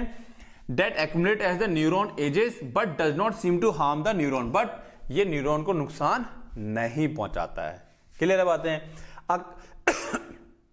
Collection of neuron cell body outside the central nervous system is called ganglion. Ganglion के बारे में हम लोग थोड़ा बहुत जानते हैं, पहले मैंने जिक्र किया था। जो सेल बॉडीज होती हैं, एक्चुअली जो हमारे पास ब्रेन होता है, बताता हूं मैं, जो वहां पर ब्रेन है, ठीक है, ब्रेन से यहां से कोई न्यूरॉन निकली, ठीक है, ये स्पाइनल कॉर्ड है मान लो, यहां से न्यूरॉन निकली और यहां पर क्या है, सेल बॉडी है। एक मान लो यहां पर एक और क्या है, साइनेप्टिक नॉब होंगे, या यहां पे दूसरी सेल बॉडी है। तो इस टाइप से ये जो जंक्शन होता है, ये क्या होता है, जो जंक्शन होता है, जहां पर ब्रेन के बाहर यहां पर क्या होगा, जंक्शन होगा, ठीक है, किसका, इसका होगा साइनेप्टिक नोब का, ठीक है, ये मान लो आगे जा रहा है। तो ये जो यहां पे जंक्शन होता है ना, यहां पे जो हेड जो ब्रेन के बाहर होता है और जहां पर ये दूसरे के साथ कांटेक्ट कर रहा होता है, इस पार्ट को हम लोग क्या कह देते हैं, गैंग्लिया कह देते हैं। क्या कह देते हैं, गैंग्लिया। और जब बहुत सारे यहां पर होते हैं, मान लो एक और हेड है यहां पर मान लो एक और हेड है, तो एक बहुत सारे बन जाते हैं यहां पर। तो क्या है, बहुत सारे भी हो सकते हैं, एक सिंगल हेड, और ये भी हो सकता है कि केवल एक एक हो, या कई सारे हेड और एक न्यूरॉन हो सकता है, ठीक है। तो इसको हम लोग क्या कहते हैं, गैंग्लिया। और बहुत सारे गैंग्लिया होते हैं तो प्लूरल में क्या बन जाता है, गैंग्लियन बन जाता है। क्लियर है, ठीक है, आगे आते हैं, ठीक है। अब क्या कह रहे हैं, collection of neuron cell body outside of CNS is called ganglia. जो सेल बॉडी का कलेक्शन, सेल बॉडी जो मेन उसका जो हेड था, उसको हम लोग क्या कहते हैं, गैंग्लियन कहते हैं। A nerve fibre is general term for any neuronal process. Neuron से निकलती हुई कोई भी प्रोसेस होगी। प्रोसेस का मतलब क्या है, मैं फिर बता दूं मैं। अच्छा, यहां से हम लोग हट चुके हैं, पीछे आते हैं, डायग्राम थोड़ा सा देखते हैं। प्रोसेस जैसे मैं बता रहा था, ये भी इसकी प्रोसेस कहलाएगी, ठीक है। अब यहां से ये सब चीजें निकल रही है, ये सब प्रोसेस कहलाएंगी। जो यहां से बाहर जैसे निकल रही है, यहां से निकल रही है, ये भी प्रोसेस कहलाएगी। तो मेन बॉडी से जो जो चीजें बाहर की तरफ निकल रही हैं, वो सब क्या कहलाती हैं, प्रोसेस कहलाती हैं, बताया था मैंने। तो अब क्या कह रहा है, ये कह रहा है A collection of nerve fiber is general term for any neuronal process. वहां से कोई भी प्रोसेस निकल रही है उसको हम लोग क्या कहते हैं? नर्व फाइबर क्या कहते हैं? प्रोसेस मतलब एक्सटेंशन, है ना। मान लो पेन है, यहां से एक और चीज निकाल दो तो उसका एक्सटेंशन हो जाएगा। That emerges from the cell body, जो सेल बॉडी से निकल रहा हो, इमर्ज हो रहा हो of a neuron. Most neuron have two kinds of process, multiple dendrites and single axon. तो जनरली दो चीजें उस सेल बॉडी से बाहर निकल के आ रही होती हैं, एक डेंड्राइट्स होते हैं और दूसरा क्या होता है? एक्सॉन होते हैं। क्लियर है? तो अब डेंड्राइट की बात कर लें हम लोग, ठीक है। तो डेंड्राइट्स क्या होता है? अब काफी अच्छे से हमको बात पता चल चुकी है। डेंड्राइट्स, डेंडर मतलब ट्री, है ना। तो हमने देखा तो कैसे ट्री टाइप का स्ट्रक्चर दिखाई पड़ता है ना हमको।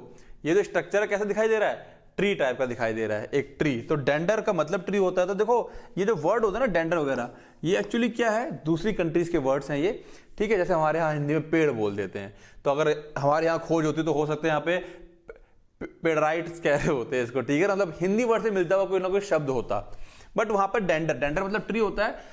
और टैपरिंग, टैपरिंग मतलब एक तरफ पतले और एक तरफ मोटे, एक कुन्ने टाइप के होते हैं, टैपरिंग। हाईली ब्रांच्ड होते हैं and usually short cell process, बहुत छोटी छोटी सेल्स की प्रोसेस होती है, ये उभार होते हैं, एक्सटेंशन होते हैं। They are the major receiving और इनपुट पोर्शन ऑफ न्यूरॉन, ठीक है ना। दूसरा न्यूरॉन अभी हम देखेंगे आगे जाके, दूसरा न्यूरॉन ऐसे लगा होता है, ठीक है। दूसरे न्यूरॉन का जो ये वाला पार्ट है, इसका जो ये वाला एंड है, ये वाला एंड क्या होगा? दूसरे न्यूरॉन का यहां पर आ जाएगा और ये क्या करता है? रिसीव करता है सिग्नल को फिर, ठीक है। तो ये इनपुट रिसीव करने का काम कर रहा है। किसका काम कर रहा है? रिसीव करने का। तो कह रहा है they are the major receiving और input portion of a neuron. The plasma membranes of dendrites, जो प्लाज्मा मेम्ब्रेन होता है डेंड्राइट्स का, डेंड्राइट्स के जो प्लाज्मा मेम्ब्रेन है are and cell body contain numerous receptor. यानी कि जो सेल मेम्ब्रेन है, चाहे वो डेंड्राइट्स की हो चाहे सेल बॉडी की हो, उसमें बहुत सारे रिसेप्टर्स पाए जाते हैं। क्या मतलब है इसका? आओ समझते हैं। देखो मान लो कि ये मेरे पास क्या है, सपोज इस टाइप से ये, ठीक है, और यहां पर ये इस टाइप से है ना, थोड़ा मोटा मोटे होते हैं। तो वो कह रहा है कि इनके जो सेल मेम्ब्रेन है, यहां पर ना सबसे ऊपर की परत दिखा दी, सपोज मैंने मेम्ब्रेन दिखाई है, यहां पर ना रिसेप्टर्स होते हैं बहुत सारे। क्या होते हैं? रिसेप्टर। क्या है यहां पर? Receptors, receptors, receptors, receptors. ये रिसेप्टर्स क्या होते हैं? कोई केमिकल्स होता है उसको रिसीव कर लेंगे, कोई केमिकल होगा तो उसको रिसीव कर लेंगे। समझेंगे आगे, एक टर्म आएगा साइनेप्स। तो यहां पर क्या रिसेप्टर्स पाए जाते हैं। ये रिसेप्टर्स क्या करते हैं? जो अगला न्यूरॉन होता है वहां से सिग्नल आता है, उसको वहां से सिग्नल एक केमिकल के थ्रू फिर पास आउट होता है, जो साइनेप्स वाली प्रोसेस होती है। तो रिसेप्टर्स क्या करते हैं? सिग्नल को कैच करते हैं कि हाँ कोई सिग्नल आया, फिर ये आगे पास कर देंगे, ठीक है ना। तो इनकी सेल मेम्ब्रेन में क्या भरे हुए हैं? रिसेप्टर्स हैं ढेर सारे, जो रिसीव करेंगे सिग्नल को। क्लियर है बातें? तो क्या कह रहे हैं? The plasma membrane of dendrites contain numerous receptors sites for binding chemical messenger, ठीक है, फ्रॉम अदर सेल्स, ठीक है। केमिकल मैसेंजर जो केमिकल आया है दूसरे सेल से, अभी मैं समझाऊंगा थोड़ा सा कि इलेक्ट्रिकल इंपल्स जो होता है, यानी कि एक न्यूरॉन से यहां से जो सिग्नल चलता है, यहां से जो सिग्नल चलता है वो प्लस, जैसे यहां प्लस प्लस होता है, फिर ये माइनस माइनस हो जाएगा, अंदर क्या हो जाएगा? प्लस प्लस हो जाएगा, ठीक है। यानी कि इलेक्ट्रिकल के फॉर्म में चल रहा है, इलेक्ट्रिकल सिग्नल के रूप में चल रहा है। लेकिन जैसे ही ये यहां पहुंचता है, यहां से जब इसे अगले वाले के पास, यहां से जब उसे अगले वाले के पास पास करना होता है, जैसे मान लो यहां पे मान लेते हैं ये अगला वाला है, ठीक है, यहां से सिग्नल आगे जाना है, तो यहां पर ना केमिकल रिलीज किया जाता है। यानी कि एक्सॉन के अंदर तो चल रहा था इलेक्ट्रिकल सिग्नल, लेकिन इस इलेक्ट्रिकल सिग्नल को आगे पास करने के लिए यहां से कुछ केमिकल रिलीज किए जाते हैं, जो इस यहां पर क्या बने हुए? रिसेप्टर्स। अब ये क्या चीज है? ये डेंड्राइट है। ये क्या है? दूसरे न्यूरॉन का डेंड्राइट है। यहां पर क्या मौजूद है? रिसेप्टर। ये रिसेप्टर यहां से क्या ले लेते हैं? केमिकल को रिसीव करते हैं और अपना इंपल्स जनरेट करते हैं, ठीक है। ये साइनेप्स की कहानी है। तो इस तरीके से सिग्नल्स क्या होते हैं? ट्रांसफर होते हैं।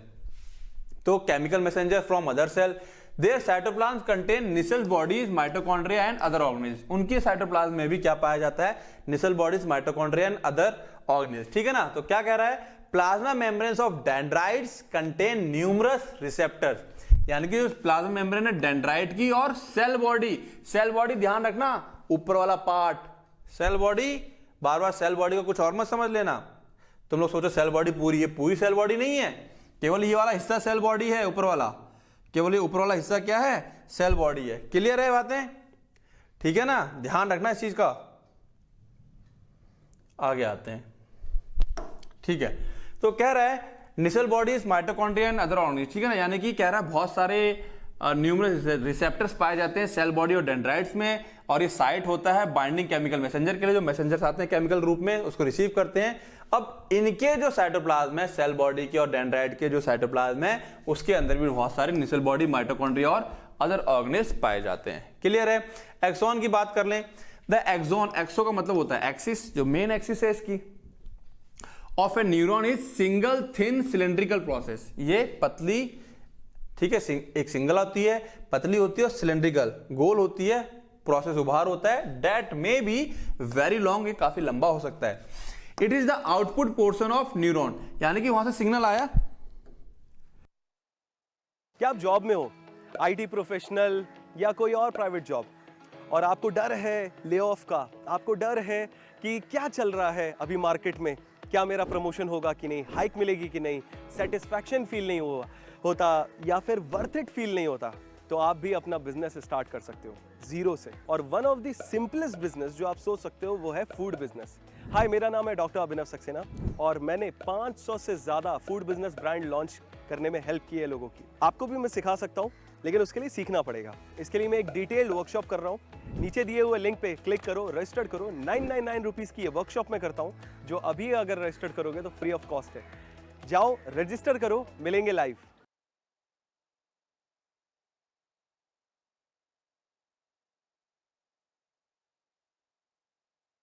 हर रात की एक कहानी होती है,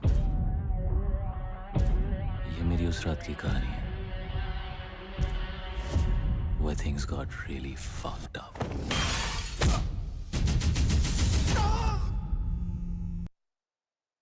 यहां से सिग्नल आया और यहां से अब आगे जा रहा है, तो ये आउटपुट, इधर इनपुट, ये इनपुट और ये आउटपुट, ठीक है ना। यहां से क्या आया, इनपुट, सिग्नल आ गया यहां से, है ना, इसका जो एंडिंग होगी दूसरे न्यूरॉन की यहां होगी, और ये आउटपुट लेके जा रहा है वो आगे। तो इसीलिए कहा गया है ये आउटपुट पोर्शन ऑफ न्यूरॉन होता है, conducting nerve impulse towards another neuron. ये दूसरे न्यूरॉन के पास नर्व इंपल्स को लेके जाता है, और टू सम अदर टिश्यू, या हो सकता है किसी दूसरे टिश्यू के पास लेके जा रहा हो, डिपेंड करेगा कि सिग्नल किस टाइप का है। It joins to cell body at cone shape elevation called axon hillock, ठीक है ना। ये सेल बॉडी से जुड़ा होता है एक पार्ट में जाकर के, इसको हम लोग क्या कहते हैं, एक्सॉन हिलॉक, कोन शेप का है, ठीक है ना, कैसा है, कोन जैसा है। आगे आते हैं, एक्सॉन हिलॉक, ठीक है ना। एक्सॉन हिलॉक, हिलॉक जो वर्ड है वो एक्चुअली क्या होता है, स्मॉल हिल, हिलॉक एक वर्ड बना हुआ है, छोटे हिल, पहाड़ नुमा। The part of the axon closest to the axon hillock is called initial segment. अब जो इसके एकदम पास में हिस्सा होता है वो क्या कहलाता है, इनिशियल सेगमेंट कहलाता है। क्लियर है? ओके, यहां तक बात समझ में आई। इनिशियल सेगमेंट क्या है, एक्सॉन हिलॉक क्या है, ठीक है।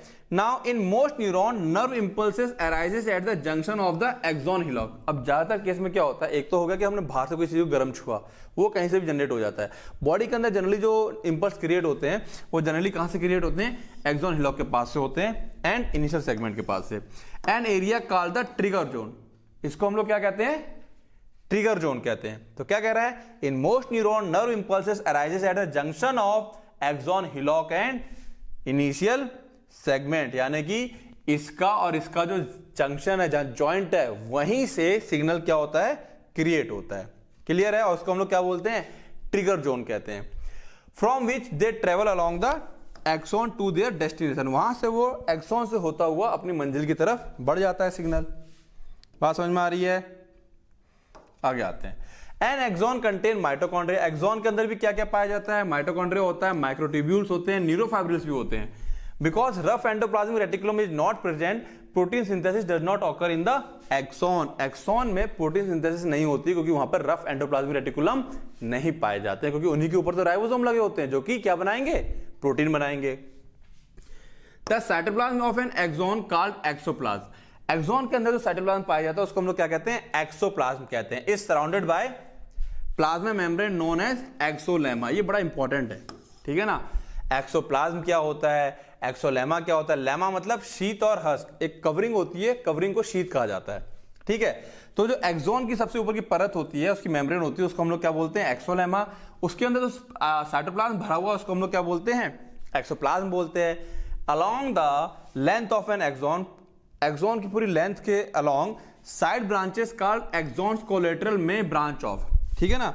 कई बार ऐसा हो सकता है कि साइड ब्रांचेस ऐसे करके ब्रांच निकली हुई हो, तो उसे हम लोग क्या कहते हैं? एक्सॉन कोलेटरल्स बोलते हैं, ठीक है ना। निकलती मतलब सिग्नल यहां पे भी जाएगा, सिग्नल वहां पे भी जाएगा, ऐसा हो सकता है।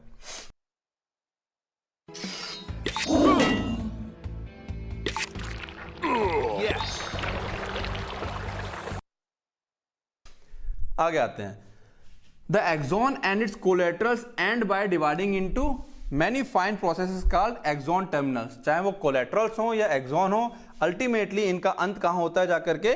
ये, ठीक है ना, एक्सॉन टर्मिनल्स में जाकर के इनका, उसका कोलेटरल का भी और इसका दोनों का अंत कहां होगा?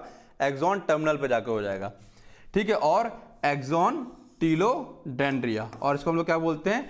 एक्सॉन टर्मिनल कह लें या एक्सॉन टीलोडेंड्रिया बोल सकते हैं। क्लियर है?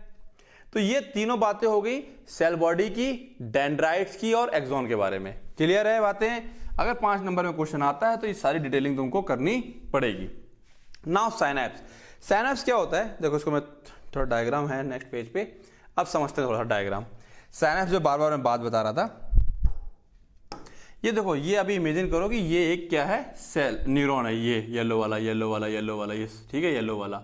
अब देखो एक न्यूरॉन ये है, 1 लिखा हुआ है, ये रेड बना हुआ है। एक न्यूरॉन ये रहा, ठीक है।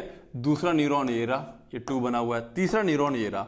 अब देखो ऐसा हो सकता है कि ये वेरी इंपॉर्टेंट, ध्यान देना इस चीज का, जो एक दूसरा न्यूरॉन आ रहा है वो इस वाले न्यूरॉन के डेंड्राइट पे अटैच हो जाए। कहां अटैच हो जाए? डेंड्राइट पर। तो अब ऐसे जॉइंट को हम लोग क्या कहते हैं? एक्सो, इसका एक्सॉन और इस वाले का डेंड्राइट, तो एक्सोडेंड्रेटिक सिनैप्स। सिनैप्स मतलब समझ लो कि एक तरह का क्या क्या कहते हैं? बॉन्डिंग होने वाली है। बॉन्डिंग नहीं कहेंगे, एक तरह से कह लो कि रिले स्टेशन होता है, जहां से सिग्नल क्या किया जाता है? पास किया जाता है। जहां सिनैप्स होता है ना, वो कुछ इस तरह का रहता है। यानी कि ये देखो, ये हो गया प्री सिनैप्टिक, यानी कि ये वाली मेम्ब्रेन क्या कहलाएगी? Presynaptic. और ये जिसके पास आया है ये क्या कहलाएगा? Postsynaptic. तो यानी कि जहां पे इनका जॉइंट होगा ना, वहां पे इस तरह का सिग्नल, इस तरह का कुछ स्ट्रक्चर दिखाई पड़ता है, अगर हम लोग देखेंगे बहुत बारीक से, बारीक मतलब माइक्रोस्कोप से, ठीक है ना। तो ये हो गया इसका, और ये नीचे वाला हिस्सा हो गया इसका। अब इसी तरीके से अगर ये वाला केस है, ये अगेन क्या हो गया? प्री, ये वाला। और हो सकता है कि इसके जो एंड टर्मिनल्स हैं वो डायरेक्ट इसकी सेल बॉडी पे आके चिपक गए हो, तो ये क्या बन जाएगा? एक्सॉन, इसका एक्सॉन और सोमेटिक। ये सोमा होता है, सेल बॉडी को क्या बोलते हैं? सोमा बोलते हैं। सेल बॉडी को क्या बोलते हैं? सोमा, ठीक है ना।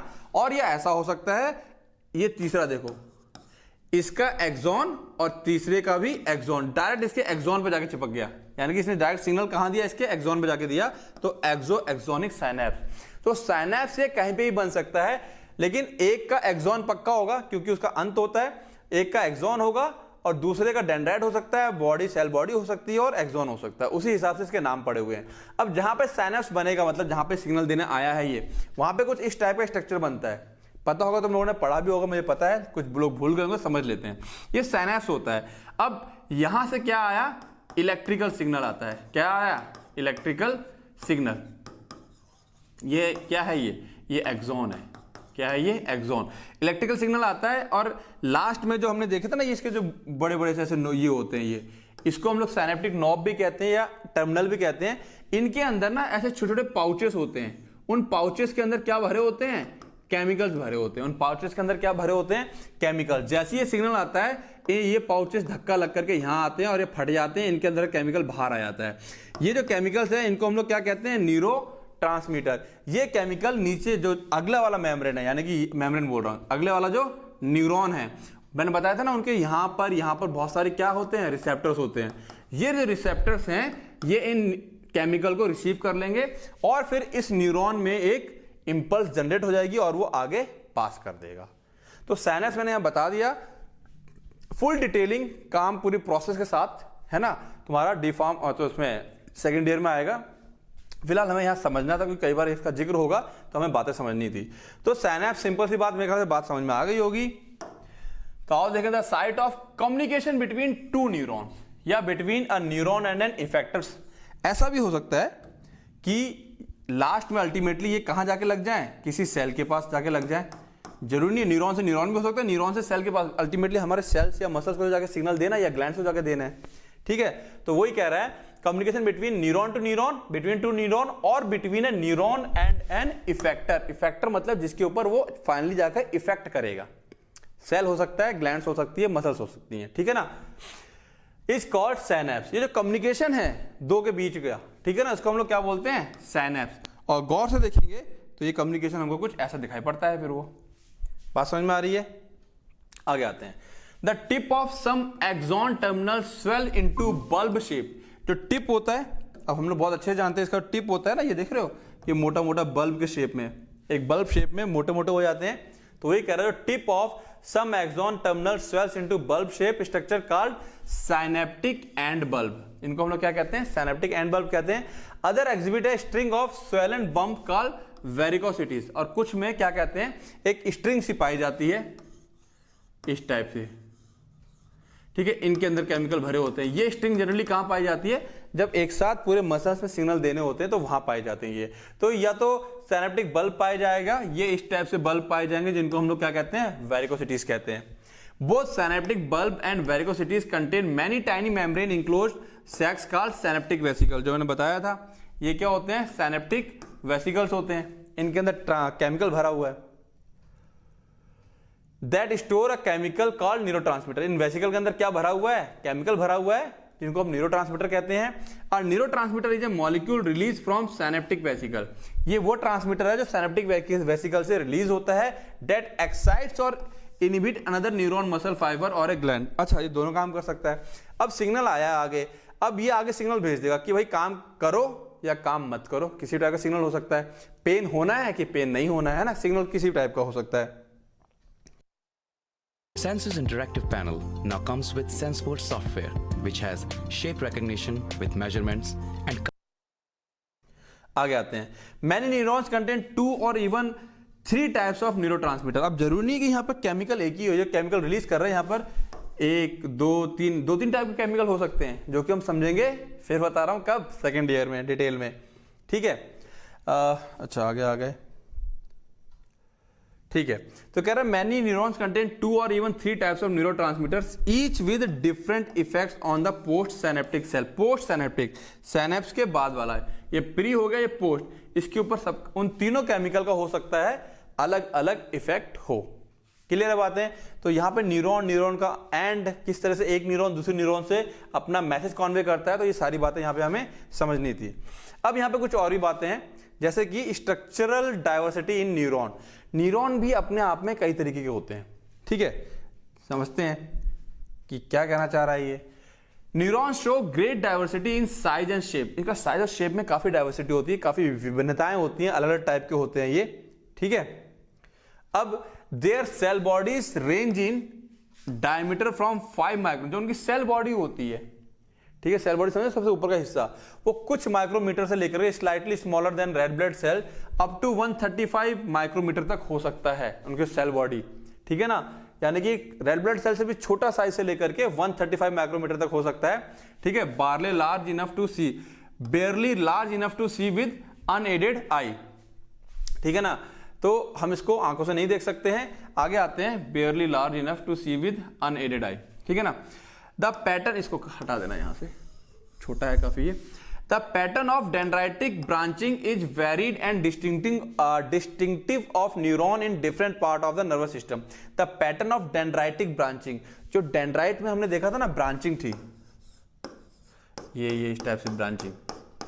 तो कह रहा है pattern of dendritic branching is varied, अलग अलग होता है, डिस्टिंक्टिव होती है for neurons in different part of nervous system. अलग अलग नर्वस सिस्टम, जो पूरी बॉडी में नर्वस सिस्टम फैला हुआ है, ठीक है ना, अलग अलग जगहों पर डेंड्राइट की ब्रांचिंग अलग अलग हो सकती है।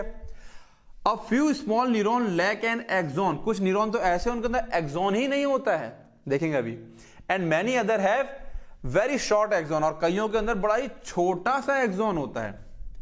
The longest axon are almost as long as person is tall. और सबसे लंबा जो क्या कहते हैं एक्सॉन होता है वो ऐसा हो सकता है कि यहाँ से ब्रेन से निकले और हमारी कहाँ तक जाए, नीचे अंगूठे तक जाए, तो इतना लंबा तक एक्सॉन हो सकता है। अब इतना लंबा एक्सॉन को हम लोग अपनी आंखों से देख सकते हैं, लेकिन हमारी बॉडी के अंदर है, ठीक है। And person tall extending from the toes to the lower part of the brain, brain को लोअर पार्ट से निकल करके कहां तक जाएगा, अंगूठे तक जाएगा। इसको अगर बॉडी से बाहर निकालेंगे तो हम लोग देख सकते हैं। क्लियर है बातें? तो ये डाइवर्सिटी की बात कर रहा है, छोटे से लेकर बड़ा साइज भी हो सकता है, इतने लंबे हो सकते हैं, इतने है ना, इनकी जो सेल बॉडी होती है यहाँ से लेकर यहाँ तक हो सकती है, जो एक्सॉन होता है कहाँ से कहाँ तक हो सकता है। तो ये एक नॉर्मल सी बात है कि डिफरेंट साइज की चीजें होती है, दिमाग में होना चाहिए, ये नहीं कि एक साइज का ही है। क्लियर है बातें? अब क्लासिफिकेशन, ये इंपॉर्टेंट है अपने पास। न्यूरॉन्स के क्लासिफिकेशन की अगर हम बात करें, ठीक है, न्यूरॉन्स के क्लासिफिकेशन की अगर हम बात करें तो देखो क्या कह रहा है, both structural and functional features are used to classify various neurons in the body. हम उसके स्ट्रक्चर का और फंक्शनल दोनों तरीके से क्लासिफाई कर सकते हैं। तो पहला हम लोग कर रहे हैं स्ट्रक्चर के हिसाब से। शायद तुम लोगों ने सुना होगा यूनिपोलर, बाइपोलर, मल्टीपोलर, है ना, सुना है? तो क्या कह रहा है, structurally neurons are classified according to their number of processes extending from cell body. कितने प्रोसेस सेल बॉडी से निकल रहे हैं उसके आधार पर हम इसको क्या कर देते हैं, क्लासिफाई कर देते हैं। क्या कह रहा है, आओ देखें। Multipolar neuron, multipolar they have several dendrites and one axon. यहां पर जो यानी कि सेल बॉडी से सेवरल डेंड्राइट्स निकल रहे हैं और एक एक्सॉन होता है, ठीक है। यहां ध्यान रखना, फिर से बता दूं मैं, यहां पे कॉमन बात है, लिखनी चाहिए थी हर एक जगह, लेकिन फिलहाल बता रहा हूं किस आधार पर हम लोग कर रहे हैं कि number of process extending from cell body, cell body से कितनी प्रोसेस निकल रही हैं। तो यहां पे देखो एक चीज तुम लोगों को समझा देता हूं मैं। देखो यहां पे सेल बॉडी है, खूब सारे डेंड्राइट्स हैं और एक एक्सॉन है। यहां पे देखो ये सेल बॉडी है, एक एक्सॉन है, एक डेंड्राइट है। अब वो डेंड्राइट आगे जाके ब्रांचिंग वो अलग बात है, लेकिन डायरेक्ट एक्सॉन से ब्रांचिंग नहीं है बहुत सारी। अब यहां देखो ये सेल बॉडी क्या है, अलग ही हो गई है। यहां पे इधर भी एक्सॉन, इधर भी एक्सॉन, ठीक है ना। ये एक्सॉन इधर जाके डेंड्राइट में बदल रहा है, ये एक्सॉन इधर जाके एंड में बदल रहा है, यानी कि ये जो है सेल बॉडी डायरेक्ट किससे, एक्सॉन, सिंगल एक्सॉन है। यहां पर हम कह सकते हैं यहां पर क्या है, सिंगल एक्सॉन है। बात समझ में आ रही है? तो देखो उसी के आधार पर ध्यान रखना, सेल बॉडी से इसको डिफाइन करेंगे। आगे आते हैं। अब ये क्या कर रहा है, they have several dendrites and one axon. यहां पर क्या है, सेवरल डेंड्राइट्स और वन एक्सॉन। क्लियर हो गया। Most neuron in brain and spinal cords are of this type as well as all motor neuron. अब ये मोटर न्यूरॉन क्या होती है, ये अभी फंक्शन के आधार पे हम लोग बात करेंगे कि मोटर न्यूरॉन क्या होती है ना, ये अभी आगे आएगा, ठीक है। फिलहाल इतना समझो, most neurons in the brain, brain और स्पाइनल कॉर्ड में जो भी न्यूरॉन पाए जाते हैं वो क्या होते हैं, मल्टीपोलर। इसको हम लोग क्या बोलते हैं, मल्टीपोलर बोलते हैं। नेक्स्ट आते हैं बाइपोलर पे। बाइपोलर क्या बोल रहा है, दे हैव, यानी कि cell body have one main dendrite and one axon. Cell body के पास क्या है, एक डेंड्राइट और एक एक्सॉन है, खेल खत्म। ये क्या हो गया, बाइपोलर हो गया। कहां पाए जाएंगे, they are found in retina of eye, eye में मिलेंगे, inner ear and the olfactory area. Olfact मतलब टू स्मेल, नाक। तो क्या क्या हो गया यहां पे, नाक कान गला। अब है ना, नाक कान गला ना बोल करके आंख बोल देंगे, आंख नाक और कान, ठीक है। नाउ यूनिपोलर, किस पे आ जाएं, unipolar. Cell body have dendrites and one axon that are fused together to form a continuous process, यानी कि they have dendrites and one axon. Cell body यहां से हट गई एक तरह से, डेंड्राइट और एक्सॉन आपस में ही क्या कर गए, फ्यूज कर गए। तो हम यहां पे देख सकते हैं डेंड्राइट्स और एक्सॉन ये आपस में क्या कर गए हैं, फ्यूज कर गए हैं, डायरेक्ट फ्यूज कर गए हैं, ठीक है। यहां डेंड्राइट और एक्सॉन डायरेक्ट फ्यूज नहीं करे थे, यहां पे डेंड्राइट्स और एक्सॉन डायरेक्ट फ्यूज नहीं करे थे, यहां पे डेंड्राइट्स और एक्सॉन डायरेक्ट फ्यूज कर गए हैं, डायरेक्ट चिपक गए हैं। क्लियर है? Cloud kitchen, cloud kitchen, cloud kitchen है क्या ये क्लाउड किचन? मैं इस समय एक क्लाउड किचन में खड़ा हूँ। क्लाउड किचन कुछ ऐसा ही दिखता है। नाउ सिंपल सा कॉन्सेप्ट समझाता हूँ। ये हबसन पिज़्ज़ा का एग्जांपल दे रहा हूँ जिसके किचन में हूँ मैं। हबसन पिज़्ज़ा, आप लोगो देखो, पैकेजिंग देखो, मेन्यू देखो, जो सिंप्लिसिटी है ये इसको ब्रांड बनाती है, ये इसको सक्सेसफुल बनाती है, जिससे आप बड़ा पैसा बनाते हो। मैं एक मास्टर क्लास करने वाला हूँ क्लाउड किचन के ऊपर, जो डिटेल वर्कशॉप होने वाली है, जिसमें यही मैं बताने वाला हूँ कि किन चीज़ों से आप ब्रांड बनोगे, कैसे आप एक्चुअली बड़ा पैसा कमाओगे इस बिजनेस अगर आप सोच भी रहे हो कि आपको शुरू करना है, आइए मिलिए। 999 रुपीज की ये वर्कशॉप अभी मैं फ्री ऑफ कॉस्ट कर रहा हूँ। नीचे जो लिंक दिया है उस पर क्लिक कर लो, रजिस्टर कर लो। नेक्स्ट जो भी मास्टर क्लास है आपको पता चल जाएगी and I will meet you live. Okay,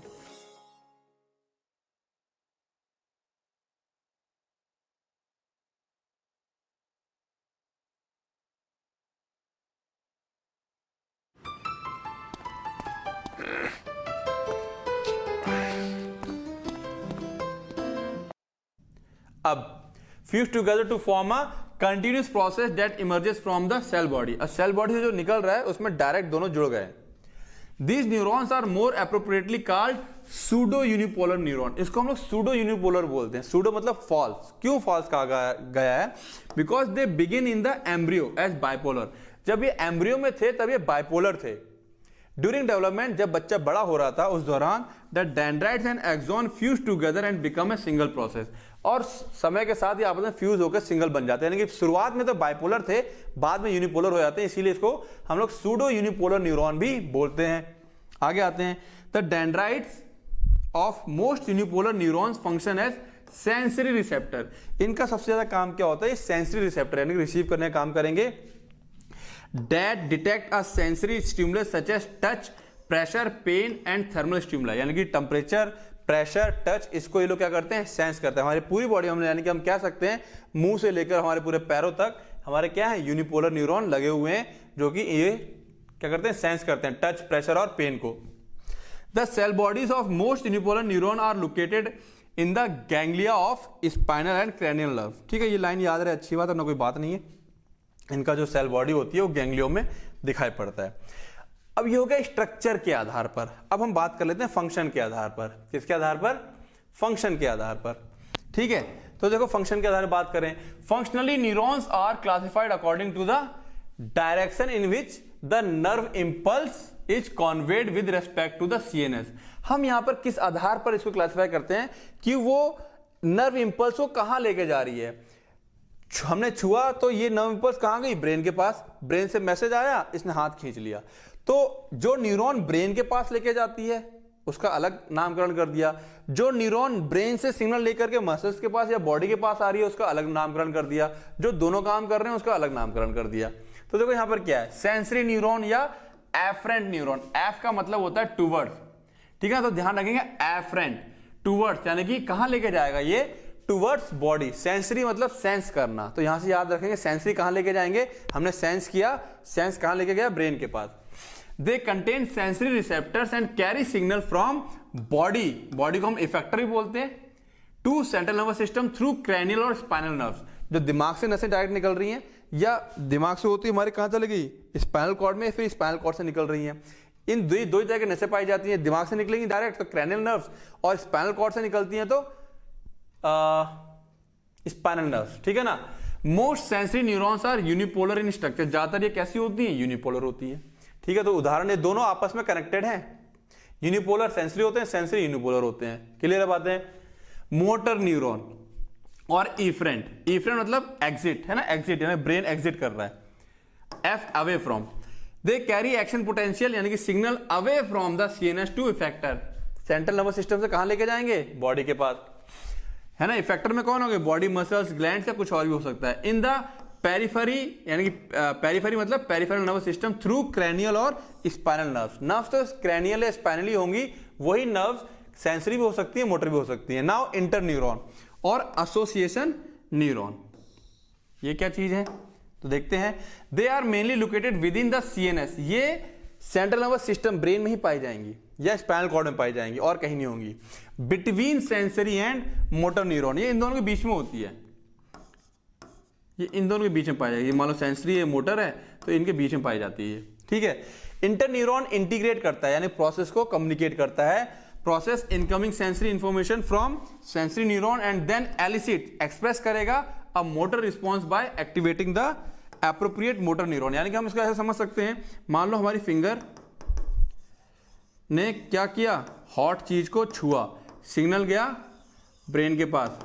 brain में क्या हुआ? इसका ब्रेन में एक और न्यूरॉन था, ये सिग्नल यहां गया, यहां से यहां होके फिर ये आया कहां पर? हाथ में। फिंगर से कहां आ गया? हैंड में आ गया।